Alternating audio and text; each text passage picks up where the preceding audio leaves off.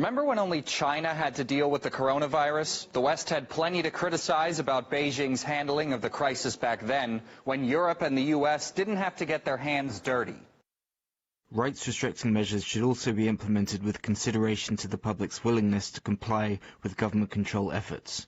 Now that the critics are in the same situation that China was in just a month ago, it seems like they weren't creative enough to come up with their own solutions. After the coronavirus ravaged Europe, governments across the continent started enforcing lockdowns. People confined to their homes, streets virtually empty, just like in China at the height of the outbreak.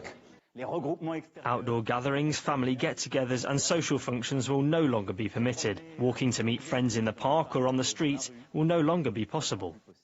Any elderly daredevils that venture out of their homes could face hefty fines or even a police baton. And all the while, militaries across the continent are mobilizing. In Switzerland, it's the biggest since World War II. And in France, army convoys are becoming a regular sight in the suburbs.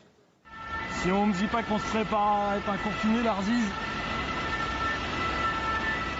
Although it's not like they have many places to go. The entire European Union's closed its borders anyway. And on top of that, they'll be under the watchful eye of those dystopian police drones, just like the Chinese ones that frightened more than a few in the Western media.